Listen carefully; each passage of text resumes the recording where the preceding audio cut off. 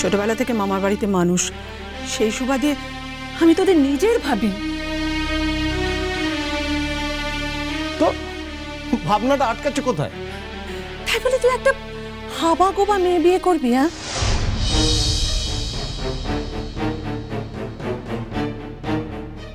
মিনিদি তুমি তো মানে দীর্ঘকাল স্কুলে পড়িয়েছো এবং শেষ দিকে শুনেছি তুমি হেডমিস্ট্রেস হয়েছিলে, কোনো কালে MA পাস করেছিলে। তো একাডেমিক কোয়ালিফিকেশন থাকা মানেই কিন্তু সব বিষয় সব কিছু জানা নয়। তাই যে কোনো বিষয় এক্সপার্ট কমেন্ট করতে গেলে তার আগে যদি একটু হোমওয়ার্ক করে নাও, তাতে কি খুব একটা আপত্তি? না না, সেটা তোর আর আমার মতো স্বাভাবিক নয়। তুই যাদের নিয়ে কাজ করিস তার মতো আমি তো দেখেছি তাদের। না না না না না, মানে তুমি স্বাভাবিক, মানে আর ইউ শিওর যে তুমি নর্মাল? আর ইউ দেখেছি? শোনো নন্দিনী দেখ কি বলছে। মা, আই এম লেট। ফোনের চার্জার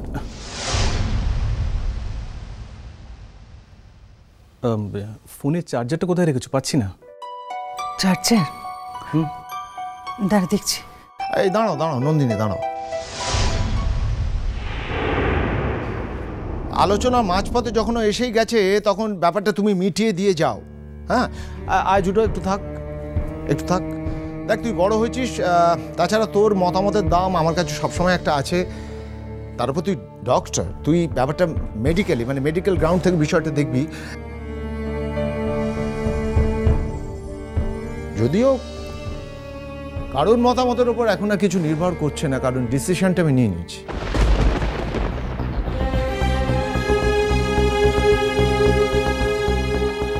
ডিসিশন নেওয়ার পর তো আর মতামতের কিছু থাকে না কাকু। থাকে, মানুষ অ্যাটলিস্ট জাজ করতে পারে যে তার ডিসিশনকে কজন দাম দিচ্ছে। তুমি কি মেয়েটাকে ভালোবেসেছো নাকি জাস্ট দয়া করছো? নন্দিনী, তুমি আমাকে কত বছর ধরে চেনো? দীর্ঘদিন ধরে দেখলে কি চেনা যায় আমার? তো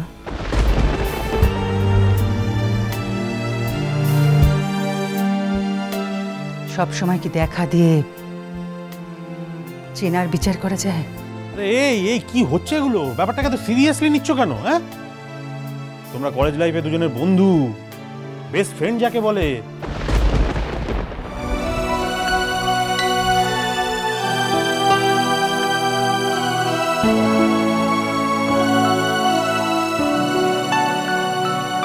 আরে এই অমর্ত্য, আরে শোন, তুই আমার কথাটা শোন।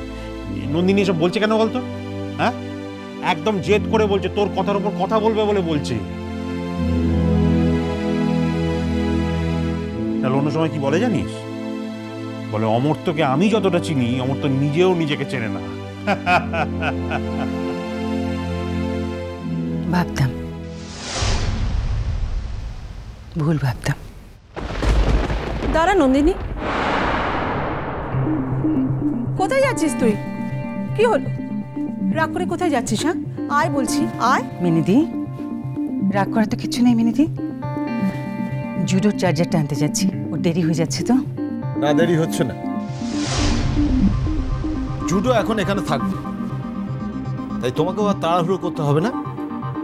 তুমি এখানে বসে ব্যাপারটা মিটিয়ে দাও। কি আশ্চর্য, আমি মেটালে তবে মিটবে এমন জায়গায় আছে নাকি ব্যাপারটা?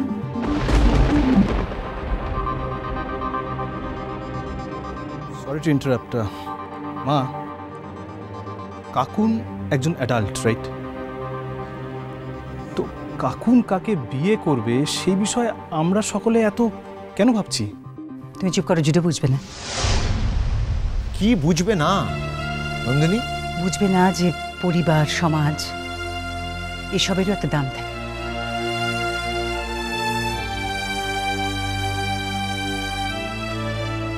শুধু ব্যক্তি সব নয় অমর্ত্য। তাছাড়া তোমার অন্য দাদারা যদি আমাকে অ্যাকিউজ করেন? কেন নন্দিনী, তুমি কি আমার গার্জিয়ান নাকি? না, আমি তোমার কেউ নই, কোনোদিন কেউ ছিলাম না।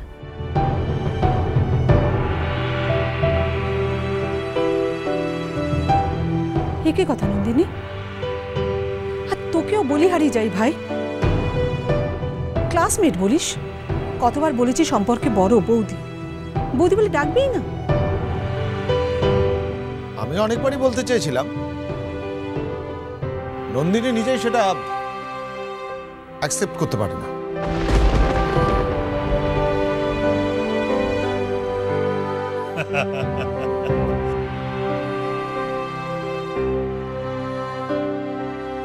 তুমি কি মেয়েটিকে ভালোবাসো? ভালো না বাসলে বিয়ে করা যায়?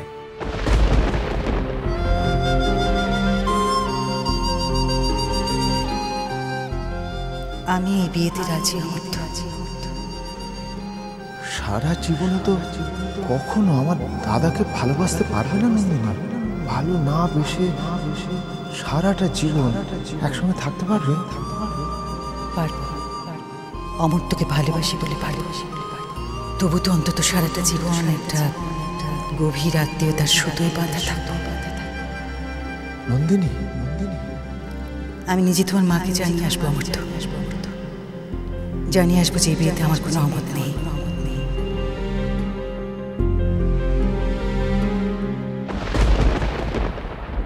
শোন অমর্ত্য, আমি না হয় বড়দাদের ফোনে যোগাযোগ করে নিচ্ছি, ওদের জানিয়ে দিচ্ছি, তারপর ডেটটা ফাইনাল হলে তুই জানিয়ে দিস। দেখ, একেবারে আশীর্বাদ করে আসবো তারপর ওদের জানাবো, এটা তো ঠিক নয় না, ভালো দেখায় না। অমর্ত্যর বোধহয় এখন আর দেরি হয়েছে না।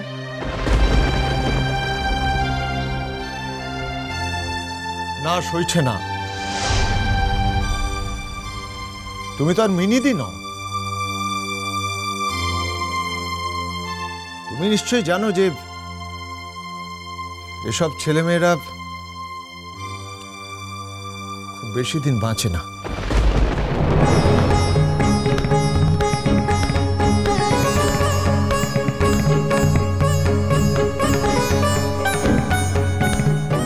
বেশ, আমি আমার নিজের দায়িত্বেই বলছি, এই রোববারেই আমরা ওনাদের বাড়িতে যাব আর গিয়ে একেবারে আশীর্বাদ ছেড়ে আসবো। কাকু, ইউ নো হোয়াট, আমি মনে করছি তুমি সত্যি খুব বড় একটা কাজ করছো, আর এই ব্যাপারে আমি তোমার সঙ্গে শেষ পর্যন্ত আছি। সবার মত থাকলে আমার আর কিসের আপত্তি। নন্দিনী,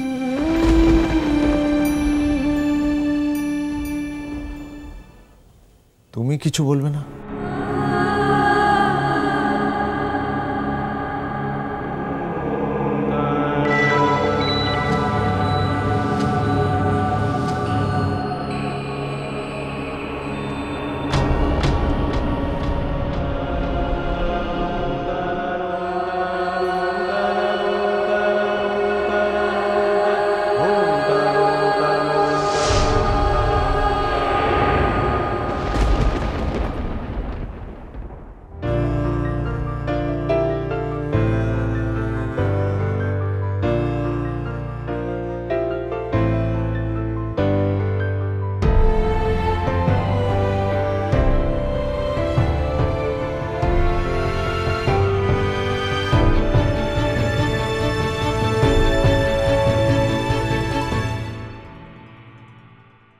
বউরা যদি তাদের স্বামীদের একটু ভালো কাজে বেঁধে না রাখতে পারে, যদি খারাপ কাজে থেকে বিরত না করতে পারে, তাহলে বউ কিসের বলো দেখিনি?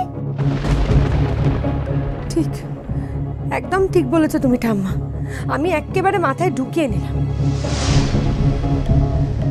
তবে একটা কথাই মানতে পারছি না যে কাজল কেন বুঝতে পারলো না ওটা কি, মানে খাওয়ার আগেও বুঝতে পারলো না ওটা কি, কারণ কাজল তো এর আগে ওটা খেয়েছে।